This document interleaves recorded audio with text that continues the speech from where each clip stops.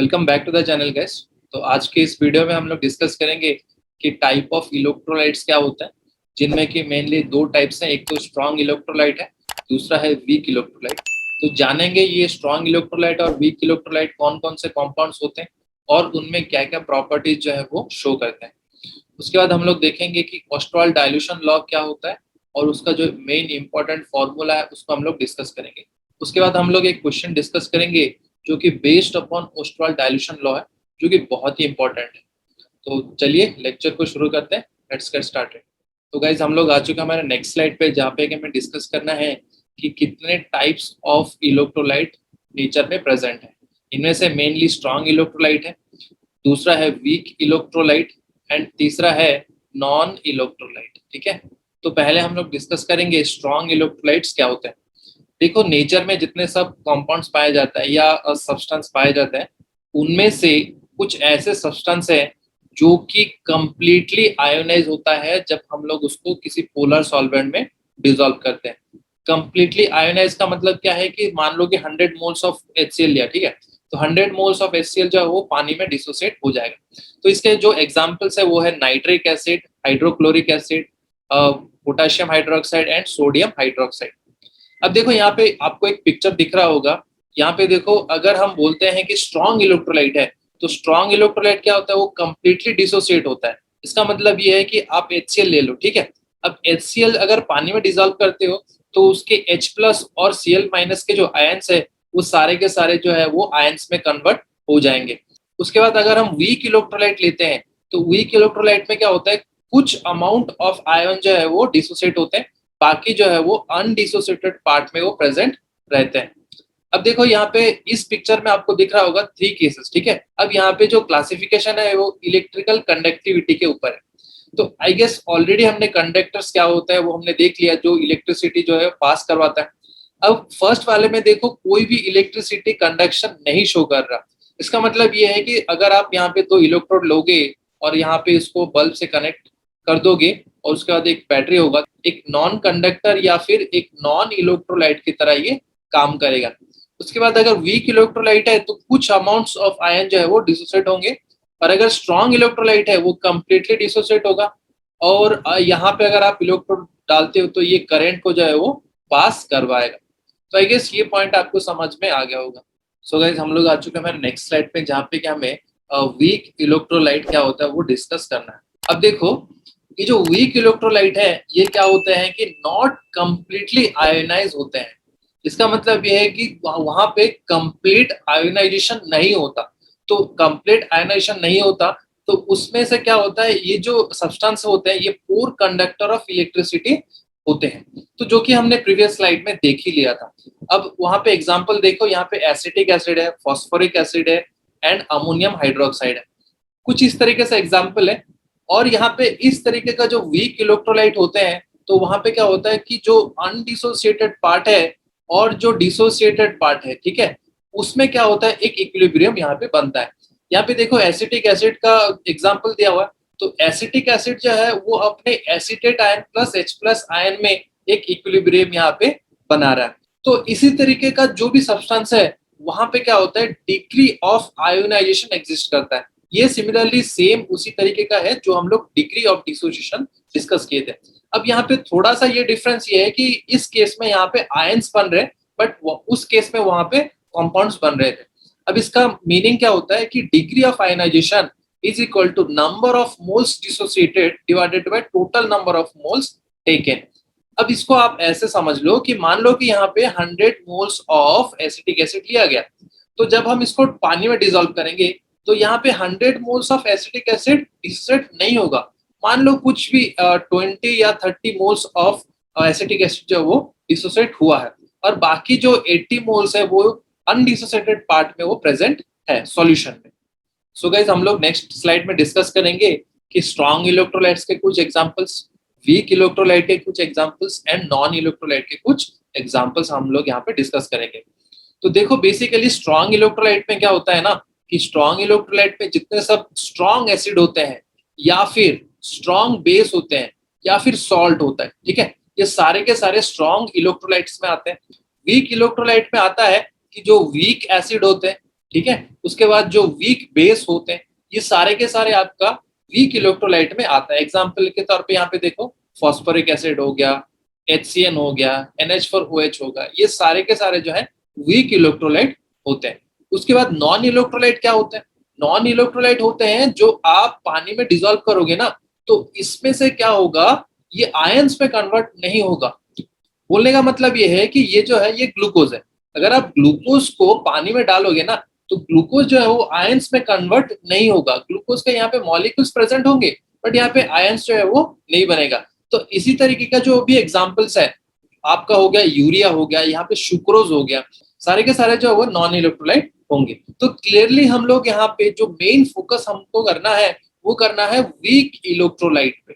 ठीक है। तो ऑलरेडी मैंने आपको बता दिया था कि स्ट्रॉन्ग इलेक्ट्रोलाइट का अल्फा का वैल्यू कितना होता है 1, एंड वीक इलेक्ट्रोलाइट का अल्फा का वैल्यू होता है लेस देन 1। ये आपको ध्यान में रख के जाना है। तो गाइस हम लोग आ चुके हैं हमारे नेक्स्ट स्लाइड पे, जहाँ पे हम लोग एक बहुत ही इंपॉर्टेंट पॉइंट डिस्कस करेंगे जो कि ऑस्टवाल्ड डाइल्यूशन लॉ। अब यहाँ पे ये स्टेटमेंट बोल रहा है कि the application of mass action of weak electrolyte known as Ostwald dilution law. अब देखो ऑलरेडी हमने वीक इलेक्ट्रोलाइट पढ़ लिया। तो वीक इलेक्ट्रोलाइट में क्या होता है, यहाँ पे एक अनडिसोसिएटेड पार्ट होता है और एक डिसोसिएटेड पार्ट होता है। तो उसी तरीके से मान लो कि AB जो है ये एक वीक इलेक्ट्रोलाइट है। तो अगर ये डिसोसिएट होगा तो ये कौन कौन से आयंस में कन्वर्ट होंगे? ये कन्वर्ट होगा A+ में, प्लस B- में कन्वर्ट होगा। अब यहाँ पे ये है कि लेफ्ट हैंड साइड पे आपका अनडिसोसिएटेड पार्ट है और राइट हैंड साइड पे आपका डिसोसिएटेड पार्ट है। ठीक है। तो जो कि एक इक्विलिब्रियम स्टेट पे वो प्रेजेंट है। उसके बाद ये बोल रहा है कि the exist in dynamic equilibrium. अब देखो यहाँ पे ये बोल रहा है कि ये जो आयनिक पार्ट है और जो अनडिसोसिएटेड पार्ट है, इन दोनों में क्या होगा, एक इक्विलिब्रियम सेटअप होगा। और यहाँ पे क्लियरली वही बोला है। और इस केस में क्या होगा, यहाँ पे लॉ ऑफ मास एक्शन जो है वो कॉन्सेप्ट यूज होगा। तो चलिए यहाँ पे शुरू से हम लोग स्टार्ट करते हैं। तो यहाँ पे जो अनडिसोसिएटेड पार्ट है, इनिशियली यहाँ पे कुछ उसका जो कॉन्सेंट्रेशन होगा वो C होगा, राइट। क्या वहाँ पे इनिशियली A+ और B- के आयंस बनेंगे? नहीं बनेंगे। यहाँ पे इस तरीके से हम लोग लिखेंगे। एट इक्विलिब्रियम पे क्या होगा, मान लो यहाँ पे जो भी कॉन्सेंट्रेशन था वो C था, राइट। तो C से कुछ अमाउंट ऑफ मोल जो है वो खत्म हो जाएंगे। तो C से C अल्फा जो है वो खत्म हो गया, और यहाँ पे जितना खत्म हुआ यहाँ पे C अल्फा उतना बनेगा, यहाँ पे C अल्फा भी वो बनेगा। अब C क्या है? C जो है ये कॉन्सेंट्रेशन है। ठीक है, कॉन्सेंट्रेशन ऑफ AB। तो इसी कॉन्सेप्ट में अगर हम इक्विलिब्रियम कांस्टेंट लिखना चाहते हैं, तो इक्विलिब्रियम कांस्टेंट यहाँ पे क्या लिखेंगे? हम लोग लिखेंगे A+ into B- divided by square bracket of AB। यही तो है। उसके बाद देखो concentration of A+ into concentration of B-। तो यहाँ पे सिमिलरली हम लोग लिख सकते हैं कॉन्सेंट्रेशन ऑफ A+ क्या होगा यहाँ पे C अल्फा। तो यहाँ पे C alpha, concentration of B- is also C alpha, लोग C अल्फा लिख दिए, whole divided by concentration of AB जो कि हम लोग को यहाँ पे दिख रहा है C- C अल्फा। तो this is C- C alpha. तो इस केस को थोड़ा सा हम लोग मैथ्स यूज करेंगे और इस केस को हम लोग सॉल्व करेंगे। तो देखो यहाँ पे C को जो है हम लोग कॉमन लिख सकते हैं। तो कंप्लीटली यहाँ पे C² whole divided by C into 1 - alpha यहाँ पे लिख सकते हैं, राइट। तो यहाँ पे C² और C यहाँ पे कैंसिल आउट हो गए। तो सो सीधा का सीधा हम लोग इक्वेशन लिखेंगे C alpha whole square divided by 1 - alpha. तो ये इक्वेशन जो है आपको याद रखना है, या फिर आप सिंपली इसको डिराइव कर सकते हो। तो गाइस हमने के का एक्सप्रेशन क्या लिखा? के का एक्सप्रेशन जो है वो होगा C alpha square divided by 1 - alpha. तो इक्विलिब्रियम कांस्टेंट को इस तरीके से हम लोग रिप्रेजेंट करते हैं। हम लोग यहाँ पे अप्रोक्सीमेशन यूज करेंगे। अप्रोक्सीमेशन में देखो अगर अल्फा का वैल्यू बहुत ही छोटा है 1 से, ठीक है, तो उस केस में हम लोग यूज करेंगे 1 - अल्फा। इसका जो वैल्यू होगा that is nearly equals to 1। ठीक है, ये जो है ये अप्रोक्सीमेशन है। तो कॉन्सेप्ट को यूज करते हैं यहाँ पे, और के का वैल्यू जो है C alpha square divided by 1 - alpha, ये तो 1 हो गया। ये इक्वेशन आपको याद रखना है। उसके बाद देखो इसी इक्वेशन को थोड़ा सा रीअरेंज करते हैं। K/C is equal to alpha square, right. और अल्फा का वैल्यू क्या होगा यहाँ पे? Alpha is equal to square root of K/C। C. तो यहाँ पे आपको ये बात ध्यान रखना है, इस फॉर्मूला को आपको बहुत ही ध्यान से यूज करना है, क्योंकि ज्यादातर न्यूमेरिकल्स जो है यहाँ पे हम लोग सॉल्व करेंगे। उसके बाद देखो, इस इक्वेशन से हमको ये पता चल रहा है कि अल्फा जो है वो इनवर्सली प्रोपोर्शनल है square root of C, right.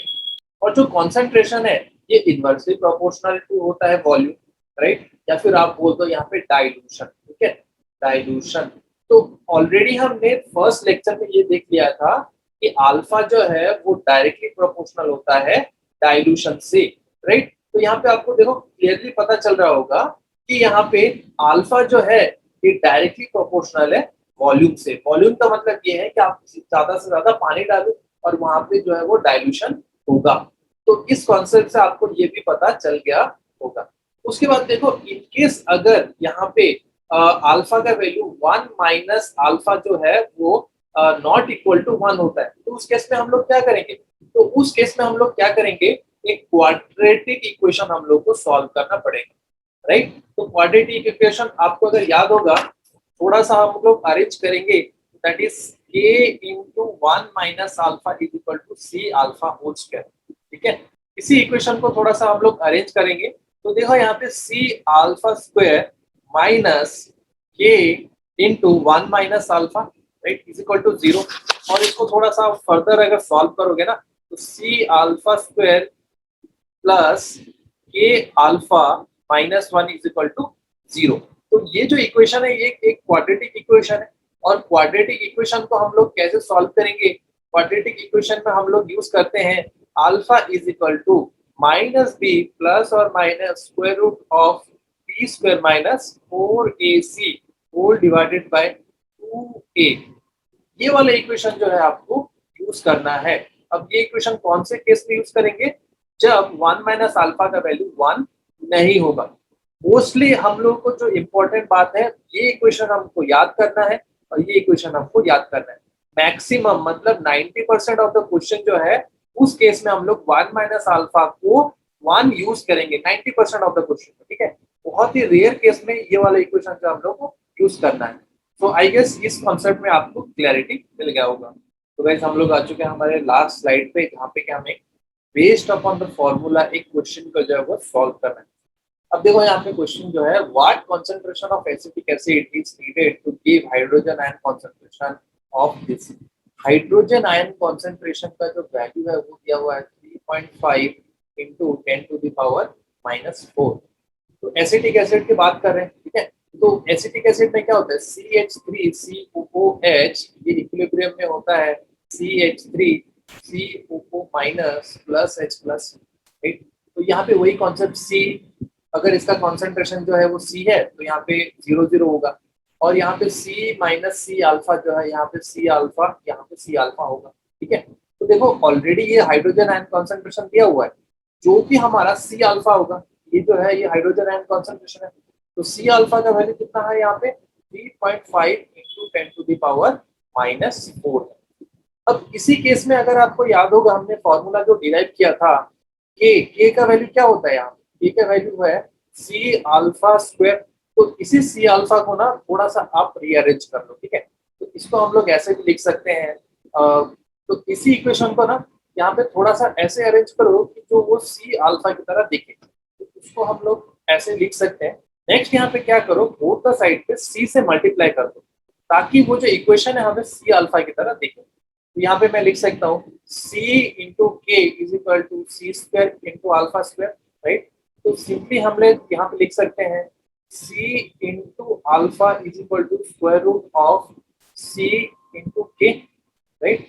अब देखो यहाँ पे C अल्फा क्या होता है 3.5 into 10 to the power -4 is equal to square root of C into k. तो इसी इक्वेशन से ना आप लोग सॉल्व कर दो। तो यहाँ पे क्या सॉल्व करेंगे, यहाँ पे ये स्क्वायर रूट उधर जाएगा, तो उसका मतलब ये है कि 3.5 इंटू 10 टू द पावर -4 का whole square whole divided by k, right, is equal to square root of C, ठीक है।